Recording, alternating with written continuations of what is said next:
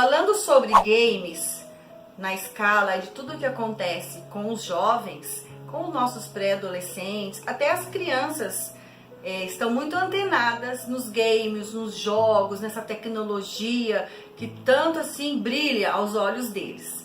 Até porque hoje as nossas crianças, nossos pré-adolescentes, nossos adolescentes estão assim com uma velocidade muito grande. Até mesmo quando eu vou atender alguém no consultório, eu preparo lá uma caixa lúdica e a criança chega com seu tablet passando seus joguinhos, e muitas vezes eu tenho que deixar de lado um material já preparado para aquela sessão terapêutica e olhar para aquele jogo, me inteirar do que se trata aquele jogo, aquela brincadeira até então entendida por aquela criança como uma brincadeira. Os pré-adolescentes chegam com jogos de campeonatos no consultório para fazer uma terapia, acredite. Então, eu faço o exercício de estar diante daquela tecnologia, aprender sobre aquele assunto que é tratado naquele jogo, e a partir do momento que eu me inteiro ali, que eu consigo compreender a dinâmica, os pensamentos, a evolução, as missões, os objetivos, aonde precisa chegar a partir de tanta luta ali, tanta capacidade, tanta destreza, tanto talento sendo usado para uma brincadeira, que a partir do então para ele é uma brincadeira, e aos nossos olhos de adulto a gente acaba às vezes percebendo outras coisas que essa criança, esse adolescente ainda não percebe. Então a gente se inteira, a gente aprende, compreende, e a partir disso eu entro neste mundo. Ao entrar neste mundo, consigo compreender o significado, a significância daquele momento para aquela pessoa que está em evolução. Então eu estou falando da criança, do pré-adolescente, do adolescente, até mesmo os adultos não se safam, não ficam de fora deste mundo de brincadeiras, né, entre aspas, dos jogos. Mas o meu foco aqui são os pré-adolescentes e os adolescentes, e dizer de uma orientação aos pais educadores. Os pais educadores, quando estão diante dessa tecnologia, dessa brincadeira toda, precisam levar em consideração 3 aspectos de uma boa educação: a coerência dos jogos na vida de seus filhos, a constância, o quanto, a quantidade de tempo esses jogos estão presentes na vida do filho, e as consequências. Então veja só, coerência. É coerente aquele tipo de jogo para a idade do meu filho? É coerente aquilo que o meu filho quer absorver? Está coerente com o dia a dia, com a agenda diária do meu filho? Meu filho não está exagerando e o assunto acaba sendo um pouco deturpador, além da idade que é necessária para o filho se desenvolver? E a constância? Quanto tempo esse jovem que está em evolução passa diante das telinhas ali, ou do tablet, do seu PC? Quanto tempo? E a consequência? Quais as consequências isso traz, isso gera para o seu filho? Mas veja só, isso não é de todo mal, não é um desastre, não é algo trágico. Pelo contrário, a tecnologia, os jogos, quando são usados, bem usados, e eles são muito bem usados pelos nossos filhos, tem 2 direções, tanto o bem quanto o mal. Depende disso, dessa coerência, dessa constância e dessa consequência.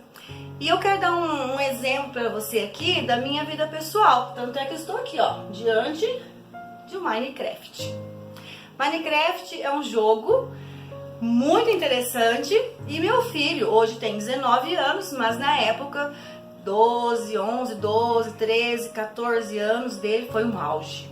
Veja só, eu vim até o Minecraft, participei, conheci, fiz lá uma projeção de uma casa, a casa dos meus sonhos está lá, neste jogo aqui do Minecraft. Meu filho chegou a ter um canal onde teve a minha orientação, nós participamos juntos, eu tinha ali um link na época acoplado, né, direcionado, vamos dizer assim, tudo que ele postava vinha no meu e-mail, então eu tive esse acompanhamento de saber o que ele falava, com quem ele falava, que tipo de situações eram direcionadas nesse jogo. Então eu entrei neste mundo Minecraft para favorecer esses 3 pilares da coerência, da constância e da consequência na vida do meu filho. E isso trouxe um resultado fantástico, porque houve um equilíbrio nisso tudo. Eu pude participar, estar neste mundo e com o meu direcionamento, ele passou por essa etapa de uma maneira bem sucedida, feliz, alegre, descontraída com seus amigos. Ele não ficou de fora, ele não virou assim um ET que não possa fazer nada de diferente porque seus pais não permitem. Pelo contrário, ele teve a evolução, ele conseguiu participar de uma maneira sadia, satisfatória. Mas para isso, eu, mãe, é quem tive que fazer o exercício de entrar no mundo dele. Porque muito erroneamente, um equívoco que os pais cometem, os pais educadores, é chegar e proibir. Proíbe, não pode, mas muitas vezes nem sequer entraram neste mundo para saber exatamente do que se trata. Minecraft não é algo tão assim difícil para seus filhos, não. Pelo contrário, ele tem grandes atrativos, bem legais, bem interessantes, de serem aproveitados aí no mundo jovem, além de vários outros games, outros jogos também. Então, se a gente, pai, mãe, educador, entra neste mundo e observa como é que isso existe na vida do filho e você está lá participativo e dá os direcionamentos, por que não ser pertencente sim à vida do seu filho também? Mas, diante dos seus olhos, não tem como o seu filho ficar perdido nesse mundo de games e tecnologia. Isso faz a grande diferença. E hoje estou até feliz, porque eu tenho a minha mansão, a minha casa dos meus sonhos, lá, projetada pelo meu próprio filho. Isso foi até um motivo assim de brincadeira, porque na época nós esboçamos em papel, ele fez uma entrevista comigo, como seria a casa dos meus sonhos, se eu pudesse ter a casa, independentemente da necessidade ou favorável financeiro ou não. Então ele fez até uma entrevista comigo, descobriu quais eram os meus anseios, os meus desejos nessa parte aí de ter uma casa tão perfeita, assim, casa perfeita que eu digo é de tijolo, né, as paredes, a decoração e tudo mais.